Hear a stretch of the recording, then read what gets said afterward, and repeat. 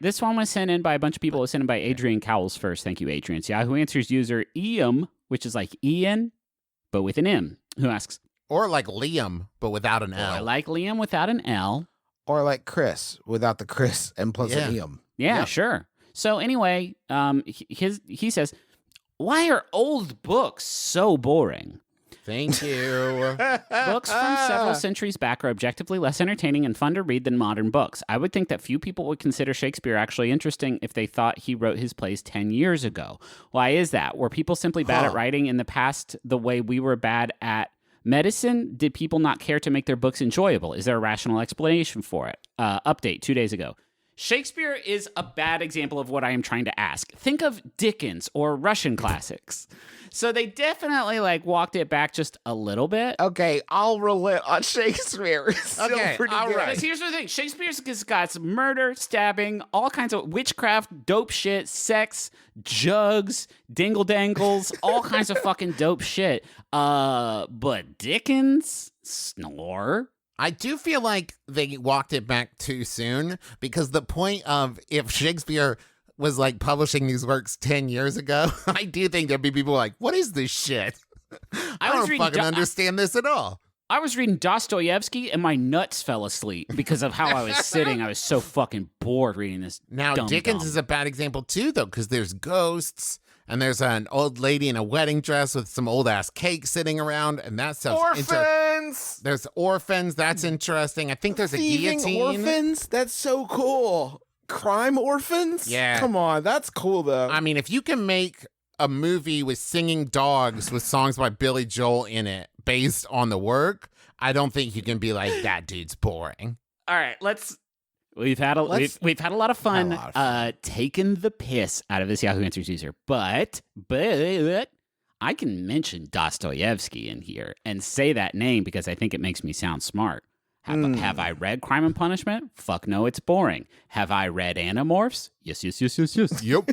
I've read a lot of Animorphs. I just want to, can I applaud you for twice saying that name with the confidence that you're pronouncing it correctly in a way that I simply could not. Yeah. I bought The Brothers Karamazov by Dostoevsky. Nice. And my wife and I were going to read it together as part of this thing. This is even before I have kids. I had no excuse.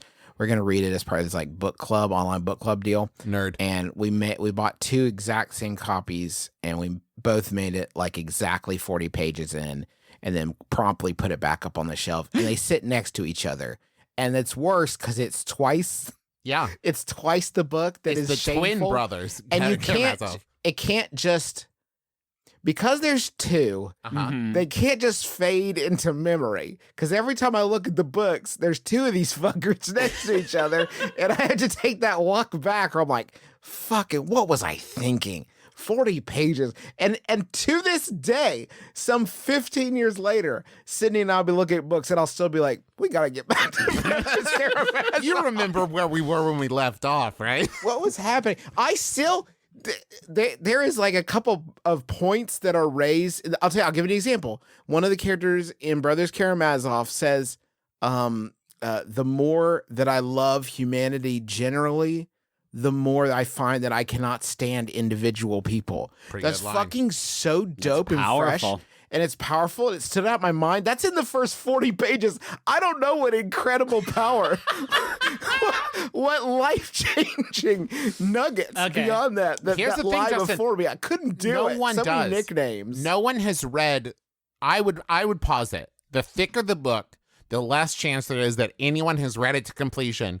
And the thing is that they keep selling so that people will, like yourself, put them on shelves. I've been in a lot of Zoom calls lately where I've seen a lot of bookshelves in the background, and there's a lot of unbroken spines in there with big fancy names on them. I mean, no one has actually read Dostoevsky to completion, because reading that fucking dude's books makes my nuts fall asleep. I couldn't even finish, if you know what I mean. Now you know who gets me every time. He's K.A. Applegate. I'll tell you what I remember. Tobias turned into a fucking hawk too long. Yeah, dude. Could turn that's back. Cultural touchstone. Thank you. So I've read a lot. You know of what them. I love?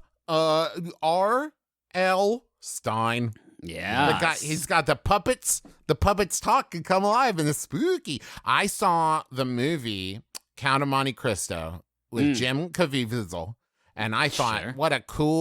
this is a cool thing. I need to Cool. read It's this cool. book. I started reading the book, and I got about 100 pages in. I was like, wait a minute. This isn't the Dantes that I know. This Nope. isn't what is happening. This is boring This book. book is quite different from the movie that I enjoyed so much. Now, here's the thing. I will tell you, I finished it. I read that book, and I am impressed with myself, and you should be too. But it is, in many ways, way more boring than the Jim Caviezel movie. Sure. And way longer. I did the Jim Caviezel movie in like an hour 50. Cranked the it book, out. that was like 6 months of reading. Yeah. Maybe that's the problem. I'll give you an example. Okay. Leather stocking tales, right? What? James Fenimore Cooper's Leather Okay. stocking tales. You got Deerslayer, Last Mohicans. Sounds sexy. right. The other ones, right? You try to read that, it's unthinkable. Yep. Mm. It's unthinkable. It's so terrible. I'll give you an example. Okay. Leather Stocking Tales is about Natty Bumpo, which rules. I'll give him that. Natty Bumpo is fucking good.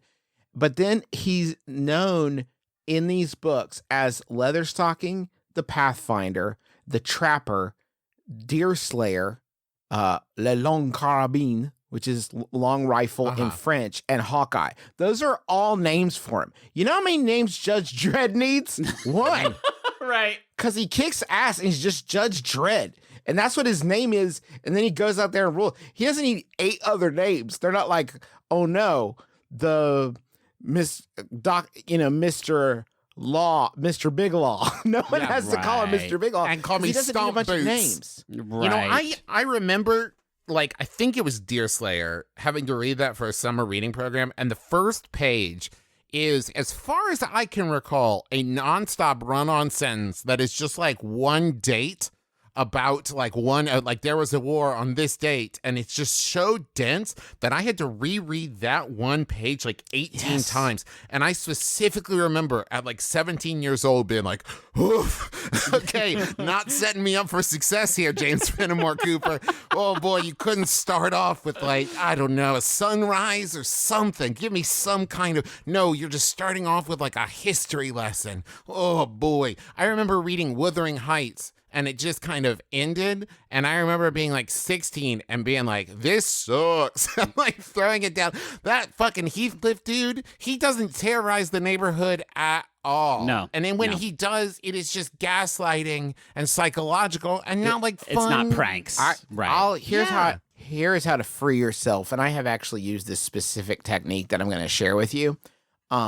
What you do is, if there's like a fancy old writer that you think that you should be reading, you feel all guilty about it, find another also good writer that takes a shit on them. And then it frees you Right. from, I'll give you an example. There was actually a pretty famous piece called Fenimore Cooper's Literary Offenses by Mark Twain. And Mark Twain writes a whole essay where he's like, fuck James Fenimore Cooper. He sucks ass. And that to me is like, cool, I don't have to read that. Mark Twain says he sucks. Here's a quote from that. In one place in Deerslayer, and in the restricted space of 2/3 of a page, Cooper has scored 114 offenses against literary art out of a possible 115. It breaks the record. He fucking dunks on the whole Nice. time. That's so fresh, right? So now I don't have to read James Fenimore Cooper. But the rabbit hole goes deeper, because some people criticize that piece. There's a quote here, hilarious. This is from John McWilliams. Hilarious though Twain's essay is valid only within its own narrow and sometimes misapplied criteria. Fucking great. Now I don't have to read Mark Twain. Yeah. I'm out on him Keep too. marking them off. If you keep going down that chain, eventually all you're left with is the Worlds of Power novelizations of old NES games. Yeah, which right. is fine. Which, Only the to work be of fair, FX9 Right. will survive. if you go deep enough, you will find like Mark, Luke, and John being like, those novelizations of Mario fucking Right. rule, dudes. in the old Gospels, it's the Blaster Master novelization of Worlds of Power is some real bullshit. They left out a lot of really cool levels and power ups.